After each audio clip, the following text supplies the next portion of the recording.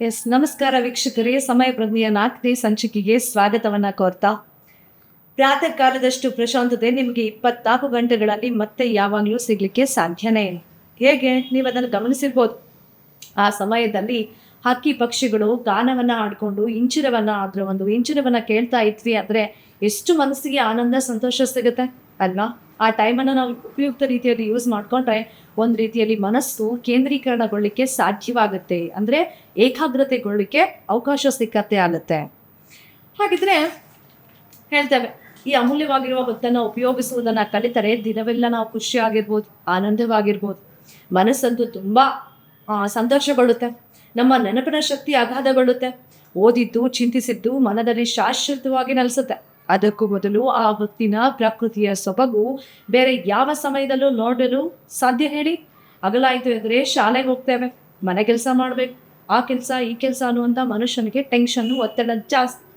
ಈ ಒಂದು ಜೀವನದಿಂದ ಮನುಷ್ಯ ಸ್ವಲ್ಪ ರಿಲ್ಯಾಕ್ಸ್ ಆಗಬೇಕು ಅಂದರೆ 1 ತಾಸು ನಿದ್ದೆ ಕಡಿಮೆ ಮಾಡಿದ್ರೂ ಪರವಾಗಿಲ್ಲ, ಅವನೇನು ಮಾಡಬೇಕು, ಪ್ರಕೃತಿಯ ಒಂದು ಸೊಬಗನ್ನು ಸವಿಬೇಕು ಅನ್ನೋದು ಇಲ್ಲಿ ಕೊಟ್ಟಿರುವಂತಹ ವಿಷಯ.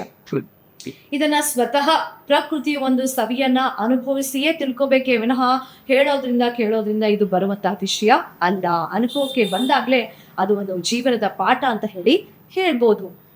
ಈ ಅವಸರದ ದಿನಗಳಲ್ಲಿ ಪ್ರಕೃತಿಯ ಸೌಂದರ್ಯವನ್ನ ಸವಿಯುವುದು ಯಾರಿಗೆ ಬೇಕಾಗಿದೆ? ಅದಕ್ಕೆಲ್ಲ ಸಮಯವಿಲ್ಲಿದೆ ಅಂತ ಅನ್ಕೋತೇವೆ. ಹಾಗಿದ್ರೆ ಸಮಯ ಇಲ್ಲ ಅಂತ ಅನ್ಕೊಳ್ಳೋದಲ್ಲ, ನಾವೇ ಸಮಯವನ್ನ ಮಾಡ್ಕೋಬೇಕು. ಯಾವ ರೀತಿಯಲ್ಲಿ? ಇರುವಂತಹ ಜೀವನ ಶೈಲಿಯೇ ಸ್ವಲ್ಪ ಬದಲಾವಣೆ ಮಾಡ್ಕೋಬೇಕು. ಮಾಡುವಂತಹ ಕೆಲಸದಲ್ಲಿ ಸ್ವಲ್ಪ ಫಾಸ್ಟ್ ಆಗಿ ಮಾಡ್ಕೊಂಡು ಉಳಿದಂತ ಟೈಮನ್ನ ಯಾವ್ದಕ್ಕಾದ್ರೂ ಉಪಯುಕ್ತ ರೀತಿಯಲ್ಲಿ ಅದನ್ನ ಬಳಸ್ಕೋಬೇಕು. ಹಾಗಾದ್ರೆ ನಮ್ಮ ಮನಸ್ಸನ್ನ ಕೇಂದ್ರೀಕರಣಗೊಳಿಸ್ಕೋಬೇಕಾದ್ರೆ, ಮನಸ್ಸನ್ನ ತಿಳಿಯಾಗಿಸ್ಕೋಬೇಕಾದ್ರೆ ಏನ್ ಮಾಡ್ಬೇಕಾಗಿದೆ? ಪ್ರಕೃತಿಯ ಮಡಿಲಲ್ಲಿ ಸಂಚರಿಸ್ಕೊಂಡು ಹೋಗ್ಬೇಕಾಗಿದೆ. ದಿನದ 1 ಗಂಟೆಯಲ್ಲಾದ್ರೂ ಕೂಡ ನಾವು ಪ್ರಕೃತಿಯಲ್ಲಿ ಕಳೀತಾ ಹೋಗ್ಬೇಕು. ಅಲ್ಲಿರುವಂತಹ ಪ್ರತಿಯೊಂದು ಮಾಹಿತಿಯು ಕೂಡ ನಮಗೇನಾಗುತ್ತೆ, ಸಿಗ್ತಾ ಹೋಗುತ್ತೆ ಅಂತ ಹೇಳ್ಬೋದು. ವಿದ್ಯಾರ್ಥಿಗಳಿಗೆ ಹೇಳ್ಬೇಕಂದ್ರೆ ಓದೋದಕ್ಕೆ ಸ್ಫೂರ್ತಿ ಅಂದ್ರೆ ಪ್ರಕೃತಿಯ ಮಡಿಲು ಅಂತ ಹೇಳ್ತೇವೆ.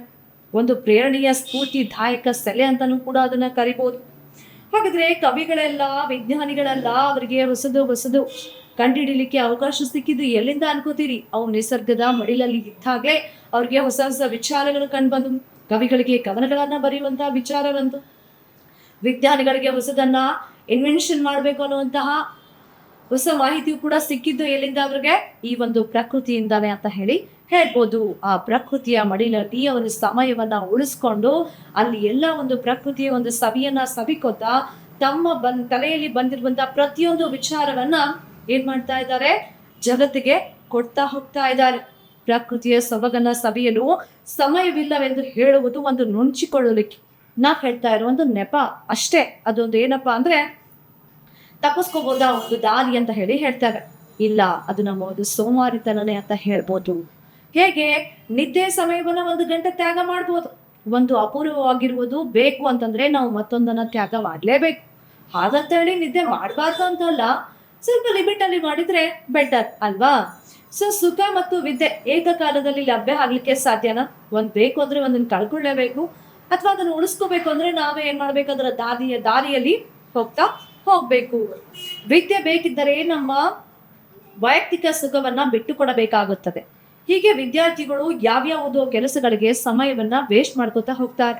ಯಾವ ರೀತಿಯಲ್ಲಿ ವೇಸ್ಟ್ ಮಾಡ್ಕೋತಾ ಹೋಗ್ತಾರೆ? ತುಂಬಾನೇ ರೀತಿಯಲ್ಲಿ ವೇಸ್ಟ್ ಮಾಡ್ಕೋತಾ ಹೋಗ್ತಾರೆ. ಹಾಗಿದ್ರೆ ಅದಕ್ಕೊಂದು ಬೆಸ್ಟ್ ಎಕ್ಸಾಂಪಲ್ ಅನ್ನ ಹೇಳ್ತೇನೆ.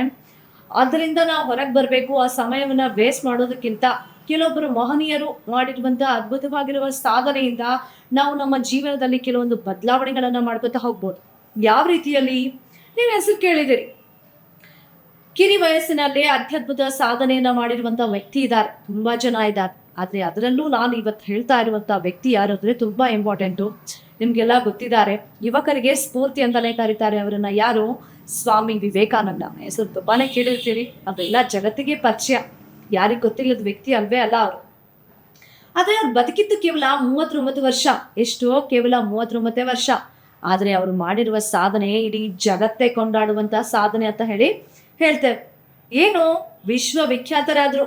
ಜಗತ್ತಿಗೆ ಮಾರ್ಗದರ್ಶನ ಮಾಡಬಲ್ಲಂತ ಅತ್ಯದ್ಭುತ ಶಕ್ತಿ ಅವರಲ್ಲಿತ್ತು. ಅದ್ಭುತವಾಗಿರುವಂತಹ ಅಪಾರವಾದಂತಹ ಶಕ್ತಿ ಅವರಿಗೆ ಬಾಲ್ಯದಿಂದಲೇ ಅವರ ತಂದೆ ತಾಯಿಯಿಂದ ಬರೆದು ಬಂದಿರುವ ಒಂದು ಭಿಕ್ಷೆ ಅಂತಾನೆ ಹೇಳ್ಬೋದು, ಅಥವಾ ಒಂದು ಆಚಾರ ವಿಚಾರ ಸಂಸ್ಕೃತಿ ಸಂಸ್ಕಾರ ಅಂತ ಹೇಳ್ತೀವಲ್ಲ ಹಾಗೆ. ಅವರ ಒಂದು ಜೀವನದಲ್ಲಿ ಕಂಡುಕೊಂಡಿರುವಂತಹ ಕೆಲವೊಂದು ಅಂಶಗಳು ಏನಿವೆ ಅಂತಂದ್ರೆ, ಅವ್ರ ಕೈಯಲ್ಲಿ ಒಂದು ಗ್ರಂಥ ಪುಸ್ತಕ ಅಂತ ಹೇಳ್ತೇವೆ. ಆ ಗ್ರಂಥ ಭಂಡಾರ ಏನಾದರೂ ಸಿಕ್ತು ಅಂದ್ರೆ ಒಂದು ದಿನ ರಾತ್ರಿ ಕಳೆದು ಬೆಳಗಾಗುವುದರಲ್ಲೇ ಅದನ್ನ ಓದಿ ಮುಗಿಸ್ಬಿಡ್ತಾ ಇದ್ರಂತೆ. ಅಷ್ಟೊಂದು ದಿವ್ಯವಾದ ಜ್ಞಾನ ಅವರಲ್ಲಿತ್ತು. ಏಕಾಂತತೆ, ಪ್ರಶಾಂತತೆ, ಮನಸ್ಸನ್ನ ಸ್ಥೀಮಿತಕ್ಕೆ ತೆಗೆದುಕೊಳ್ಳುವಂತ ಶಕ್ತಿ ಆ ವ್ಯಕ್ತಿಯಲ್ಲಿತ್ತು ಅಂತ ಹೇಳ್ಬೋದು.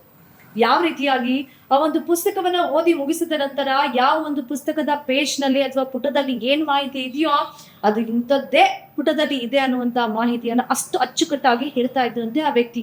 ಯಾರೋ ಸ್ವಾಮಿ ವಿವೇಕಾನಂದರು. ಅಂಥದ್ದನ್ನ ಸಾಧಿಸ್ಬೇಕಂದ್ರೆ ನಮ್ಮಲ್ಲೂ ಕೂಡ ಅವರ ಒಂದು ಆದರ್ಶದ ಮಾರ್ಗವನ್ನ ನಾವು ಅನುಸರಿಸ್ಕೋಬೇಕು ಅಲ್ವಾ? ಎಸ್. ಹಾಗಿದ್ರೆ ಏಕಾಂತದಲ್ಲಿ ಪ್ರಶಾಂತ ವಾತಾವರಣದಲ್ಲಿ ನಾವು ಅದನ್ನ ಕಲ್ತಿರೋದನ್ನ ಮನನ ಮಾಡ್ಕೋಬೇಕು, ರೀಡ್ ಮಾಡ್ತಾ ಹೋಗ್ಬೇಕು. ಕಿರಿ ವಯಸ್ಸಿನಲ್ಲೇ ಅಮೆರಿಕಕ್ಕೆ ಹೋದ್ರು ಯಾರು? ವಿವೇಕಾನಂದ.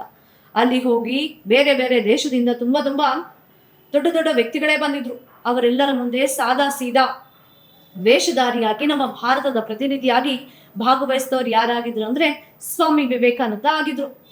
ಅವರು ಹೋಗಿ ಅಲ್ಲಿ ಒಂದು ಸ್ಪೀಚ್ ಅನ್ನು ಮಾಡ್ತಾರೆ ಅಮೆರಿಕಾದ ಚಿಕಾಗೋ ಸಮ್ಮೇಳನದಲ್ಲಿ. ಅವರು ಮಾಡಿರುವಂತಹ ಭಾಷಣಕ್ಕೆ ಎಲ್ಲರೂ ಎದ್ದು ನಿಂತು ಚಪ್ಪಾಳೆ ಹೊಡಿತಾರೆ.